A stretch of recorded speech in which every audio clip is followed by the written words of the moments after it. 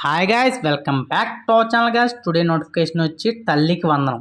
విద్యార్థులందరికీ శుభవార్త. ప్రతి విద్యార్థి తల్లి బ్యాంక్ అకౌంట్లో 15,000 జమ. దీనికి కావాల్సిన డాక్యుమెంట్స్ ఇవే. సో ఫ్రెండ్స్, దీని యొక్క పూర్తి వివరములు ఈ వీడియోలో పెడుతున్నాను. ఎక్కడ స్కిప్ చేయకుండా వీడియో మొత్తం చూస్తే మీకు కొంచెం ఆలోచన వస్తుంది. దాని యొక్క యూజ్ఫుల్ కూడా ఉంటుంది.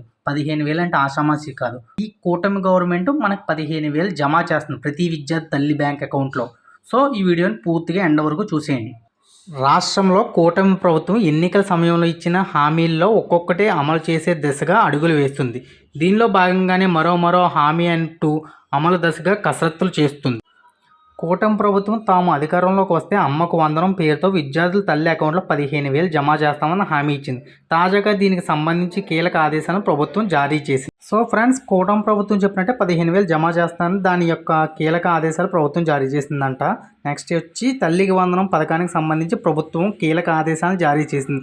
అలాగే విద్యార్థులందరికీ అందజేసే స్టూడెంట్ కిట్కు సంబంధించి కూడా క్లారిటీ ఇచ్చేసింది. అంటే కూటమి ప్రభుత్వం ఏం చేసిందంటే స్టూడెంట్ కిట్కు అండ్ తల్లి అకౌంట్లో 15,000 జమ చేస్తుంది దానికోసం క్లారిటీ ఇచ్చేసింది. అదేంటంటే 1వ తరగతి నుండి ఇంటర్మీడియట్ వరకు చదివే విద్యార్థులకు అమ్మకు వందనం పేరుతో చంద్రబాబు సర్కార్ ఏడాదికి 15,000 ఆర్థిక సాయం అందించాలని నిర్ణయించింది. అంటే 1వ తరగతి నుంచి ఇంటర్మీడియట్ వరకు చదివే విద్యార్థులందరికీ 15,000 అకౌంట్లో వేస్తానని నిర్ణయించుకున్నారనమాట కూటమి ప్రభుత్వం.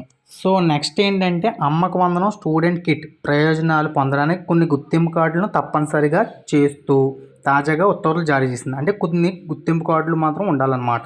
ఆ గుర్తింపు కార్డులు ఏంటంటే తల్లికి వందనం స్టూడెంట్ కిట్ పథకాలకు సంబంధించి డబ్బులు రావాలంటే లబ్ధిదారులకు తప్పనిసరిగా ఆధార్ కలిగి ఉండాలి అని ప్రభుత్వం వెల్లడించింది. ఒకవేళ ఎవరికైనా ఆధార్ కార్డు లేకపోతే వెంటనే దరఖాస్తు చేసుకోవాలని ప్రభుత్వం ఉత్తర్వులు సూచించింది. అంటే ఆధార్ కార్డు లేకపోతే మాత్రం ఆధార్ కార్డు పక్కాగా అప్లై చేసుకోవాలి. ఆధార్ కార్డు ఉంటేనే ఈ పథకానికి అర్హులు.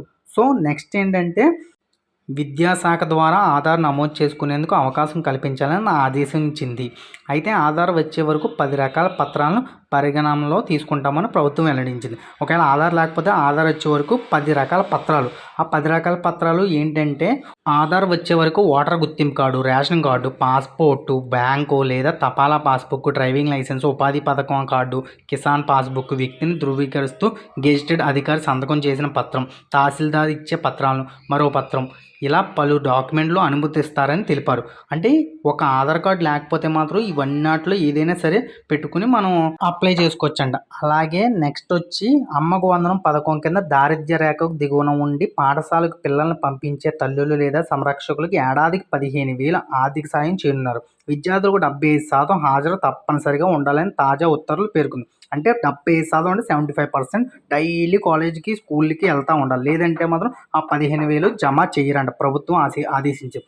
స్టూడెంట్ కిట్కు కింద ప్రభుత్వం ఎయిడెడ్ బాడీల్లో చదివే విద్యార్థులకు బ్యాగు, 3 జతల ఏకరూప దుస్తులు, బెల్టు జత, బూట్లు, 2 జతల సాక్సులు, పాఠ్య పుస్తకాలు, నోటు పుస్తకాలు, వర్క్ బుక్లు, ఆంగ్ల నిఘంటువు ఇస్తున్నారు.